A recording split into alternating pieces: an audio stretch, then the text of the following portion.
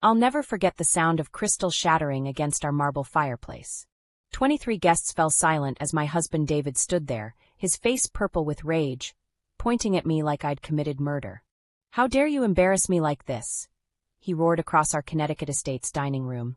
I stood frozen, my grandmother's peach cobbler still warm in my oven-mitt hands. I have no idea what you're talking about," I whispered, my voice barely audible over the crackling fire. That was the moment everything changed.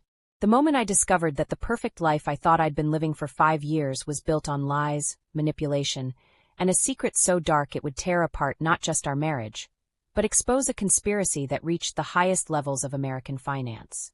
My name is Rebecca Hayes. Well, Rebecca Thornton Hayes, and this is the story of how one Thanksgiving dinner destroyed my world and set me free. Let me take you back 6 hours earlier, before everything fell apart. I woke up that Thanksgiving morning in our 12,000-square-foot mansion overlooking Long Island Sound, the November sun streaming through floor-to-ceiling windows. David was already up. He always was, probably in his home office making deals before the markets opened in Tokyo. That was life with a billionaire hedge fund manager.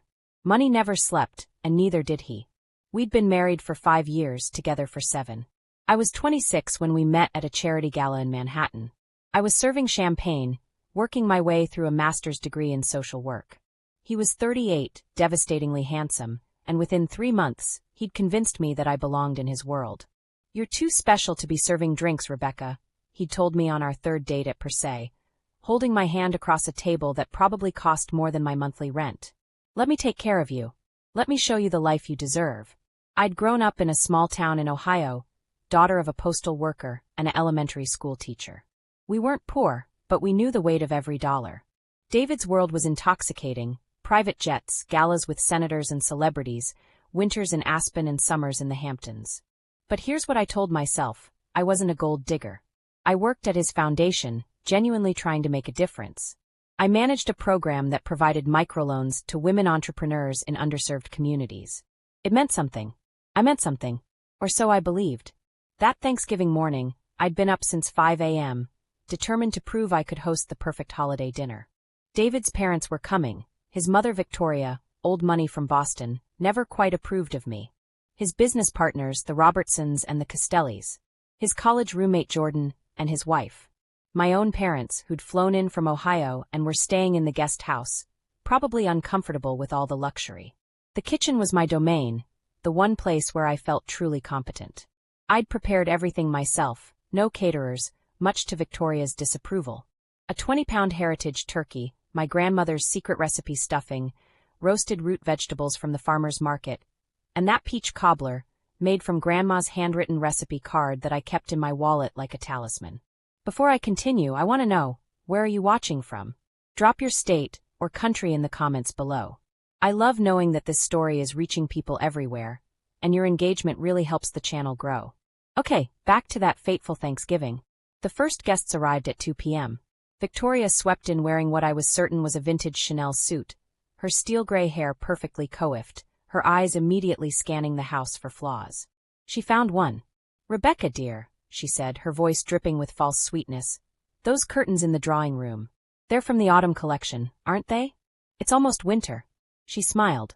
"But I'm sure it's charming in its informality." My mother, bless her heart, was standing right there in her JCPenney dress, and I saw her flinch. I forced a smile. "You're absolutely right, Victoria. I'll have them changed next week." David appeared, kissing his mother's cheek, barely glancing at me. He'd been distant all morning, distracted. I'd assumed it was work stress. He'd been taking more calls lately, disappearing into his office for hours, coming to bed long after I'd fallen asleep. "Everything smells wonderful," Jordan said warmly as he and his wife Emma arrived. Jordan was the one person in David's circle I genuinely liked. He'd been kind to me from the start, never making me feel less than. "Rebecca does all her own cooking," David said, and something in his tone made me look up. Was that pride? Or something else? The Robertsons arrived next, Richard, another hedge fund manager, and his wife Ashley, who collected art and never let you forget it. Then the Castellis, Frank and Diana, old family friends of the Thorntons. By 3 p.m., everyone was settled in the dining room, the table gleaming with crystal and china that had been in David's family for generations. The turkey was perfect, golden and glistening. My father said grace, his Midwestern sincerity seeming almost alien in this room of titans of industry. And then, just as we were about to eat, David's phone buzzed. He glanced at it. His face went white, then red. He stood abruptly, the chair scraping against the hardwood. Everyone stopped talking. "Excuse me," he said tightly. "I need to take this." He walked out toward his office. Victoria sniffed. Always working. That's what made him successful. But Emma, Jordan's wife, was watching me with concerned eyes. She knew something was wrong. So did I. David returned 10 minutes later. His jaw was clenched, his eyes hard. He sat down without explanation, drained his wine in one gulp, and refilled his glass. "Everything okay, son?" his father asked. "Fine," David snapped. "Let's eat." Dinner was tense. David drank more than usual. A second bottle of wine opened just for him. He barely touched his food, just pushed it around his plate while the rest of us made awkward small talk. My mother tried to lighten the mood. "Rebecca, this turkey is even better than your grandmother's, and I never thought I'd say that." "Thank you, Mom," I said, grateful for the kindness. Victoria couldn't let it pass. "Yes, well, Rebecca has certainly had time to perfect her domestic skills, hasn't she? All that free time while David works." I felt my cheeks burn. "Actually, I run the Foundation's microloan program." "How quaint," Victoria interrupted. "Playing charity worker with David's money." "Mother," David said, but there was no real rebuke in it. I stood up, needing to escape. "I'll get the cobbler." In the kitchen, I leaned against the counter, taking deep breaths. Through the wall, I could hear the murmur of conversation resuming. I heard Jordan's voice, low and concerned. "David, what's going on with you?" And David's response, bitter and slurred. "Nothing I can't handle." I pulled the cobbler from the oven. Perfect, bubbling, smelling like cinnamon in my childhood. I carried it into the dining room, determined to salvage the evening. That's when David's phone buzzed again. He looked at it, and something inside him snapped. He stood up so violently his chair toppled backward. "You!" he shouted, pointing at me. "How dare you?" I froze, the cobbler dish heavy in my hands. "What? Don't play innocent with me." He grabbed his phone, held it up. "I know what you did. I know about the account. The transfers." My heart was pounding. "David, I have no idea what you're talking about." "Liar." He grabbed the nearest thing, a crystal decanter, and hurled it at the fireplace. It exploded in a shower of glass and expensive bourbon. Everyone was on their feet now. My mother gasped. My father moved toward me protectively. "David, calm down," Jordan said, his voice firm. "Whatever this is, stay out of this." David's eyes were wild, fixed on me. "She's been stealing from me. From the Foundation. Transferring money to offshore accounts. How long did you think you could get away with it?" The room spun. "That's insane. I would never." "The FBI called me," he continued, his voice now dangerously quiet. "They're investigating. They have evidence.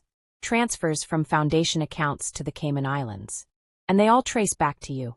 If you're on the edge of your seat right now, imagine how I felt in that moment. Hit that subscribe button and turn on notifications so you never miss a story like this. Trust me, you're going to want to see where this goes. Now let's continue." I set the cobbler down carefully before I dropped it. My hands were shaking so badly, I could barely control them. "That's impossible," I whispered. "I don't have access to Foundation accounts beyond the microloan program, and those are all tracked, all legitimate." "The FBI has your IP address," David said. "Your login credentials. Transfers made from your office computer." Victoria stood up. "I knew it. I always knew she married you for money." "That's enough."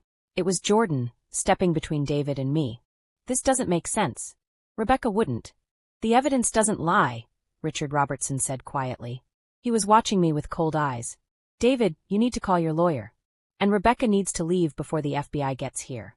"I'm not going anywhere," I said, my voice stronger now despite my terror. "Because I didn't do this. Someone is framing me." David laughed, a horrible sound. "Of course you'd say that." "Look at me," I demanded. "David, look at me. I love you. I would never steal from you or the Foundation. Those women we help, they depend on that money. I believe in that work." For just a moment, I saw doubt flicker in his eyes. Then his phone buzzed again, and he looked down. Whatever he saw there hardened his expression once more. "Get out," he said quietly. "Get out of my house. David. Now." My father was beside me, his hand on my arm. "Come on, sweetheart. Let's go." But I didn't do anything. I was crying now, hot tears of rage and fear. "Someone set me up. David, please, you have to believe me." He turned away, couldn't even look at me. It was Emma who came to my side, Jordan's wife. "Rebecca, honey, come with me. We'll figure this out." "She's right," Jordan said quietly to David. "This deserves investigation before you destroy your marriage." "My marriage was destroyed the moment she betrayed me," David said flatly. As Emma led me out, I looked back at my parents. My mother was crying. My father looked like he wanted to hit someone, probably David. Victoria looked triumphant. And David stood with his back to me, one hand on the mantel, staring into the fire. Emma took me to their apartment in the city. Jordan joined us an hour later. "He's drinking himself into a stupor," Jordan reported. Everyone left except his parents. Richard was whispering with him before I left. I didn't like the energy. I was curled up on their couch, still in my Thanksgiving dress, unable to stop shaking. Someone framed me. But who? And why? "Let's think logically," Jordan said. He was a lawyer, not finance, and his mind worked differently. "Who has access to your computer at the foundation?" "It's in a shared office space. Technically anyone on the floor could access it when I'm not there, but..." I stopped. "Oh my God. What?" 2 months ago, IT sent out an email about updating passwords. I clicked the link, entered my credentials. I felt sick. It could have been phishing. Emma pulled out her laptop. What was the sender's address? I tried to remember. It looked official. IT@thornton-foundation.org. Jordan was already on his phone. "I'm calling a forensic IT specialist I know. If someone hacked your credentials, we can prove it. But I was thinking about something else. Jordan, who benefits from this? If I'm convicted of embezzling, what happens?" He paused. "You'd go to prison. The foundation would be audited, possibly shut down. David would divorce you. Prenup means you get nothing if you're convicted of a crime against him or his interests." He stopped, seeing my face. "What are you thinking?" "I'm thinking about who was at that dinner tonight. Richard Robertson has been trying to buy into David's fund for years. David always said no. Frank Castelli's hedge fund is underwater. I heard David on the phone about it last month. And Victoria." I swallowed. "Victoria never wanted David to marry me. She wanted him to marry Ashley Hamilton, the senator's daughter." "You think his own family would frame you?" Emma looked shocked. "I think someone wanted me gone and found a way to make it happen while also potentially destroying David's foundation, the one thing he built that wasn't about making money." My mind was racing now. The foundation has been successful. Too successful. We've been pressuring banks to change their lending practices, making noise about predatory loans in poor communities. We've made enemies. Jordan's phone rang. He answered, listened, his face growing grave. Yeah, okay. Thanks." He hung up. That was my contact at the bureau. "There is an investigation, but it's not just about embezzlement. They're looking into the foundation's books because someone submitted a whistleblower complaint. Anonymous. About what? Money laundering." The room tilted. "That's ridiculous. Every dollar is accounted for. Unless someone created false accounts and paperwork," Jordan said slowly. "Rebecca, if this is as sophisticated as I think it is, this isn't just about getting rid of you. This is about destroying David's reputation.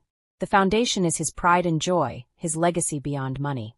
If it's exposed as a fraud, his name is mud. His business partners will abandon him. His fund could collapse." I stood up, started pacing. "So who wants to destroy David? In high finance?" Jordan laughed bitterly. "Take your pick. But whoever it is, they're using you as the weapon."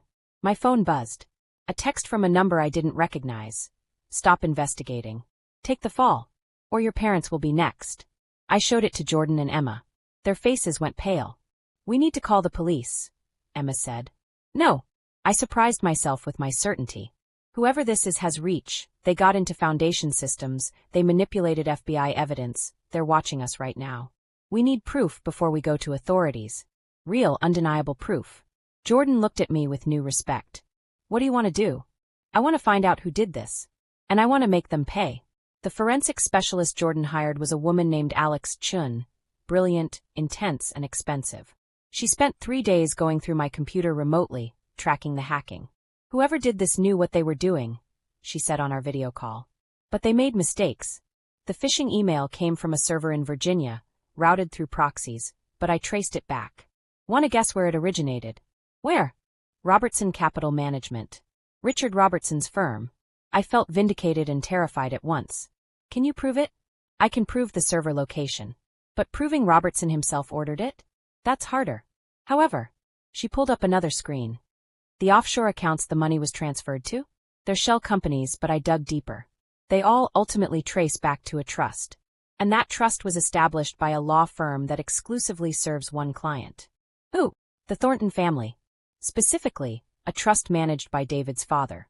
The world stopped. His father is in on this? Either that or someone is framing him too. But Rebecca, there's more. The whistleblower complaint to the FBI? I got a contact to pull the metadata. It was filed from an IP address registered to Thornton Holdings, David's own company. I couldn't breathe. Are you saying David set me up? I'm saying someone with access to Thornton Holdings network did. Could be David. Could be someone else in the company. Over the next week, I became someone I never thought I'd be. With Jordan's help, I hired a private investigator. I tracked down the employees who'd been laid off from Robertson Capital after their last quarterly loss. Disgruntled people willing to talk. I learned that Richard Robertson had borrowed heavily from Russian investors, was desperate for an influx of capital. I found out that Victoria Thornton had been having lunch meetings with Ashley Hamilton's mother, plotting what I could only imagine. And I discovered that David's father had quietly been selling off his shares in David's hedge fund, like he knew a crash was coming. But the most damaging evidence came from an unexpected source, David himself. On the 8th day after Thanksgiving, David called me. He was drunk. "Rebecca," he slurred. "I miss you." "David, I know you didn't do it. I know you couldn't. You're too good." My heart leaped. "Then why did you throw me out?" "Because he told me I had to. He said if I didn't, everything would collapse. The fund, the company, everything Dad built." "Who told you?" "David, who?" But he'd hung up. I called Jordan immediately. "David knows I'm innocent. Someone pressured him to accuse me." "His father," Jordan said quietly. "It has to be. Rebecca, I did some digging of my own. David's father made some bad investments last year, really bad. He's been secretly borrowing from the foundation to cover his losses. If an audit happens because of the embezzlement investigation, those transfers will be exposed. So he framed me to create a smokescreen? More than that. If you're the embezzler, all irregularities get blamed on you. He walks away clean. The foundation shuts down, investigation ends, and David divorces you thinking you betrayed him. His father gets away with actual theft. But the Robertson connection? Richard's in on it. Probably promised a buy-in to David's fund once you're gone and the heat dies down. They're all working together, using you as the scapegoat. I felt rage like I'd never known. These people, these rich, powerful people, had decided I was expendable. They'd weaponized David's love against me, destroyed my reputation, threatened my family, all to cover up their own crimes. "We need to go to the FBI," Emma said. She'd been listening in. "We have enough." "No," I said. "Not yet. I want David to know the truth. He deserves that much." I called Victoria Thornton and asked for a meeting. She agreed, probably hoping to gloat.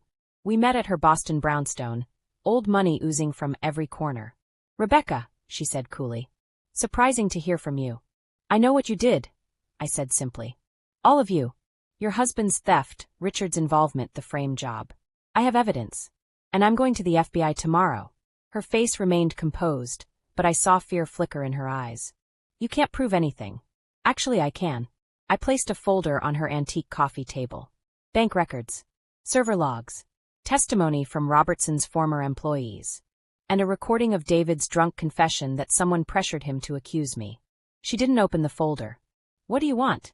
"I want you to tell David the truth. Tonight. I want him to hear it from his mother that she destroyed his marriage to protect his father's reputation. He'll never believe it. Then show him the evidence. Because if you don't, I go to the FBI, and all of this becomes public. Your husband goes to prison for embezzlement. Richard Robertson goes down for conspiracy and fraud. And the Thornton name becomes synonymous with corruption." We stared at each other across generations of wealth and privilege. "You were never good enough for him," she said finally. "You were always temporary." "Maybe," I said. "But I was honest. Can you say the same?" That night I got a call from David. He was sober this time. Crying. "I'm sorry," he said. "I'm so sorry, Rebecca. I should have believed you. I should have protected you. Your mother told you. My father confessed. He's being arrested tomorrow. Richard too. The FBI has all your evidence. Jordan forwarded it this afternoon." He took a shaky breath. "I destroyed us for nothing. You were innocent and I destroyed us." I felt tears on my own cheeks. "You chose to believe I could betray you. That's what destroyed us." Can you forgive me? I thought about the man I'd loved, the life I'd built, the person I'd become in his world. I don't know, I said honestly. But I know I can't go back to who I was. That girl who served champagne and thought she didn't deserve more? She's gone. Then who are you now? Someone who knows her worth. Someone who doesn't need saving. Someone who saves herself. It's been a year since that Thanksgiving. David's father is serving 8 years for embezzlement and fraud. Richard Robertson lost everything: his firm, his reputation, his freedom. Victoria and I have never spoken again. David and I divorced quietly. The prenup didn't apply since I wasn't convicted of any crime. In fact, I was the victim. My settlement was enough to start my own foundation, one I control completely. We're still doing microloans, still fighting predatory lending, still making a difference. David called me last month. He's in therapy, he said, working on himself. He asked if we could get coffee sometime. I said maybe. Not because I want him back, but because I've learned that forgiveness isn't about them. It's about freeing yourself from anger. My parents moved closer to me. We have dinner every Sunday, usually at my place, where I cook meals from Grandma's recipe cards. No crystal, no servants, no pretense. Just love. I think about that Thanksgiving often. The moment I stood holding that peach cobbler, while my world exploded. At the time it felt like an ending. Now I know it was a beginning. Because sometimes you have to lose everything you thought you wanted to find out who you really are. And sometimes the best revenge isn't destroying the people who hurt you. It's building a life so authentic, so true, that their fake world can't touch you anymore. This Thanksgiving, I'll be serving dinner at a shelter downtown. Not because I'm trying to prove anything, but because I finally understand what being thankful really means. It means knowing your worth, fighting for your truth, and never, ever letting anyone make you small again. If this story resonated with you, please like, share, and subscribe. Drop in the comments what you would have done in Rebecca's situation. And remember, you're stronger than you think, braver than you believe, and worth more than anyone who tries to diminish you. See you in the next story.